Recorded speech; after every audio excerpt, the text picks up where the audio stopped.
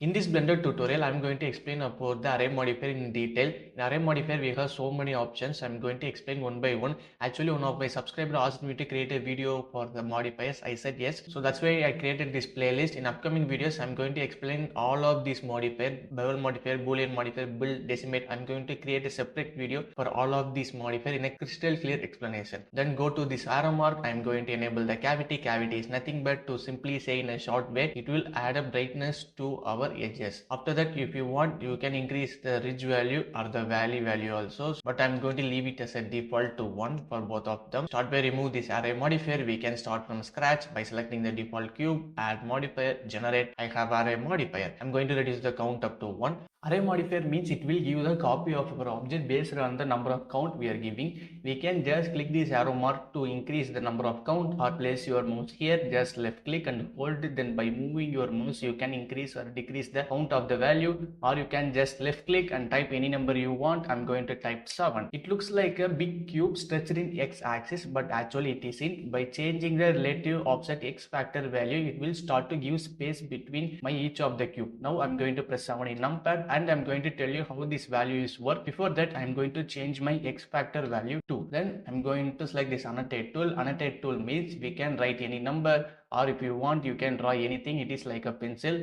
If you want to erase it, by holding control, just left click and then drag it, you can remove it everything. About relative offset, it will take our object size and multiply with the values of x, y, z and give the result. Actually, there is another thing I have to tell. You can draw a straight line. If you just left click and try to draw a line, you can't draw a straight line. For that, just left click, then hold control, and then by moving your mouse it will draw a straight line. You can draw a straight line like this. From this point to this point is my cube width. That means I have two grids. Grid is nothing but this square shape is called a grid. Now my width is 2 grids. Now we have to multiply this 2 with the x factor. 2 into 2 4. So that means this is third grid, this is fourth grid. So my object will be placed on the fourth grid. We can clearly see. And likewise this is 1 2 and then 3 and then 4. See, that means I have a gap between a 4 grid between each axis. That's how relative offset work. For example, if I try to change my x factor value to 4, that means 4 2s are 8. I'm going to erase this. After that, this is 5th grid, this is 6 7 and then 8. So totally I have a 8 grid gap. This is how the relative offset work. It will take our object size and multiply with the factor value and it will give the result. For example, I'm going to press 1 in numpad and then I'm going to change my z factor value up to 3. My cube height is also 2 grid because I'm using a default cube. That means I have equal size in every face. I have a 2. So 2 into 3 6. So 2 3 4 5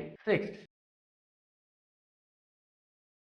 In edit mode, by selecting this face, if I try to press GX and move it, it will affect all of the faces, because so like I said before, it will take my cube size value. If I try to move this face up to extra 2 grid, so that means my gap will be also increased because my width is increased. Then I'm going to press GX and move my face here. Now we are going to see what is the constant offset, disable the relative offset and then enable the constant offset. Constant offset means we are going to tell how many meter gap should have between each copies. In x-axis I have 1 meter, so my each copies will have 1 meter distance. Take this as a 0 and then 1 2 3 4 5 6. Like I said before, this square is a grid, right? So the grid value for the 4 faces is 1 meter only. So this is 0, this is 1. I have given the x distance value 1. So that's why I have 1 meter gap. So likewise, my next object will be placed on the second. If I increase my distance up to, for example, 3 means I have a 3 meter distance between each copies. You can clearly see 3. So then the next copy should have 3 gap. So that's why 3 plus 3 6. And there is another one thing. In edit mode, I have selected this face. If I try to move it, it won't move my copy of the object because constant offset won't take our object size. We are going to tell how many meter gap should have each copies. If you try to move this face, your copy won't move. It will do the changes of the original object, but if you move your face more further, it will just overlap with your copies. And there is another interesting thing, I don't know if you know or not. We can create steps using array modifier, but before that I'm going to remove all of this because hereafter I don't need that. Now in edit mode, by selecting this space, I'm going to bring it down in the axis. After that, reduce the x distance value and then increase the z value. I'm going to reduce it even further. I have a nice stairs. We can easily create the stairs using the relative offset also. Reduce the x factor value and then reduce the z factor value. Now we have it. Like I said before, relative offset will take our object size and multiply with the factor value. If you try to move any face, it will just affect the all other copies and in between gap also. But in constant offset, we are telling how many meter gap you should have in between copies. If I try to move this face, it will give the same changes to all other faces, but it won't move the other copy. Now my fit type is fixed count. I'm going to change this to fit length, and then we are going to give the numbers in meter. For example, for now I'm going to type 10 meter. After that, just click and drag these three. Then if you type any number, it will assign to all of the three axes. I'm going to type 0 for now and change the x distance value 1 and then press 7 in numpad. Fit length means we have given the 10 meter. So up to 10 meter we can bring any copies. This is 0 and this is 1 meter. Like I said before, a grid has a 1 meter value in all the faces. 1, this is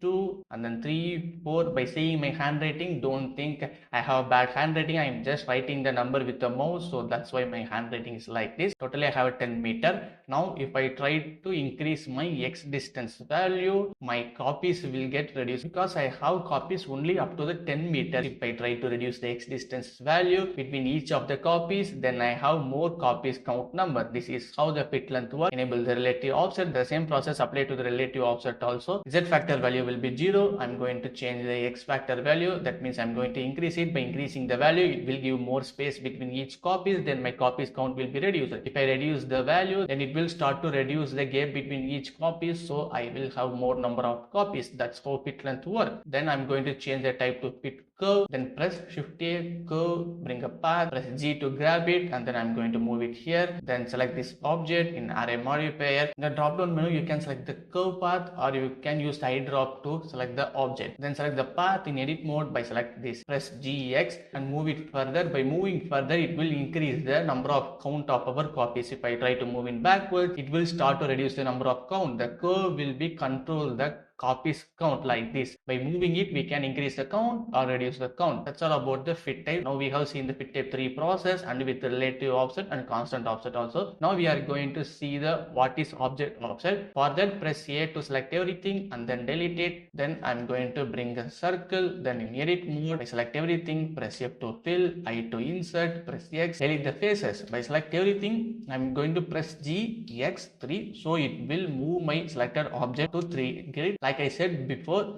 this square will be a first grid and then this will be second grid and this will be the third grid. Object is placed on the third grid. Then by selecting the object, add modifier, generate, I have bring the array modifier. To use the object offset, we need an empty. So press Shift A in add menu. In empty, we have different shapes of empty. You can bring any empty you want, but for now I'm going to bring the sphere and then select the object, enable the object offset, select the eyedrop and then select the empty. I'm going to increase my number of count up to 10 will be good. Then by select this empty, I'm going to press RZ. It will just start to rotate. Actually, this is called a circular array. We have our array in a circular way. But if you clearly see, my origin is here. The main reason is because the relative offset is still enabled. If I disable it, my origin will be at the center of these object. Now I can press RZ and I can rotate and adjust the values. I think I'm going to reduce the number of count and then select the empty, press RZ and then I try to move it. It is good. Now by select the object, you can use the relative offset also, but we will get a different result. If I try to increase or decrease my x factor value, I get a different animation. If you see, it looks like a ball that is going further and then it is coming closer. It is like a magnet, right? We can create animation like this also, but we are not going to focus the animation part for now. So I'm going to disable it. So if you want to create a circular array for any object, you can just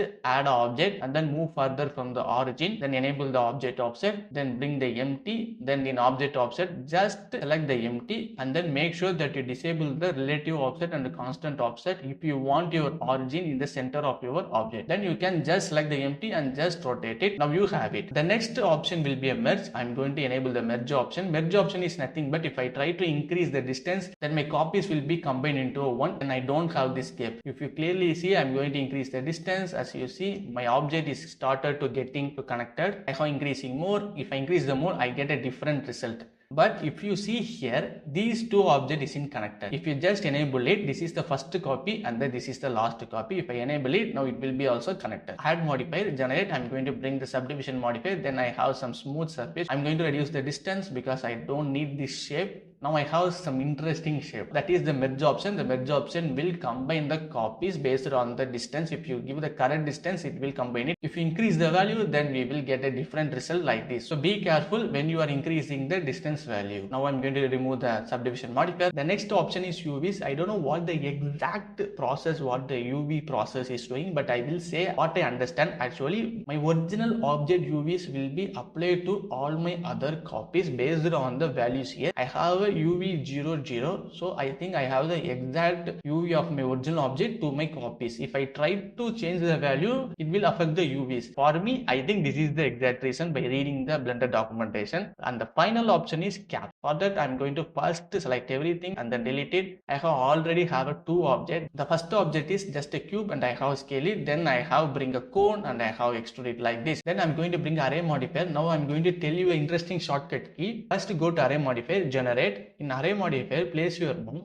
and then just right click. You will have an option called quick favorites, but I have removed favorites. That is because I have already added it. First I will remove it, then go to array modifier, generate, place your mouse on array modifier. Now right click, see I have a add to quick favorites. Just click it and then by selecting this object, press Q. This is called a quick favorite option. What are the modifier you are adding to quick favorites, you will see it. So you don't want to go to the add modifier and generate and array or bevel. You don't want to go through the process every time. It will definitely save your time. I have already added my array modifier to my quick favorites, so I'm going to press Q. I have array modifier. Now select the eye drop and then just select the cube. It is nothing but my cube will be placed on the before of the cone. I'm going to increase the X factor value so the object won't overlap, and then I can increase the count. If I need, I can select the same object to the end or press Shift A. I'm going to bring for example a torus and then select the cone and then just remove it, and in the drop down menu I have a torus. If I select the torus, so I will have a torus at the end. You can bring any object you want or you can select the same object. After that I'm going to press Q because I have added my array modifier to the quick favorite, so I don't want to go to add modifier, generate array modifier to all the time. So by pressing Q, I'm going to bring the array modifier and then I'm going to just increase the X factor value.